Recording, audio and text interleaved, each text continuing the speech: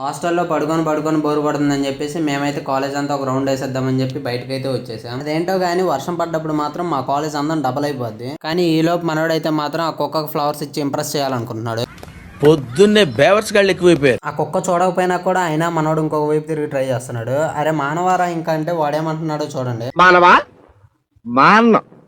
మానవా మాన్నంటే మాన్ అంతే. అసలు మన సోగ్గాడు ఆ కుక్కకి ఏం చెప్తున్నాడనే కదా మీ డౌట్.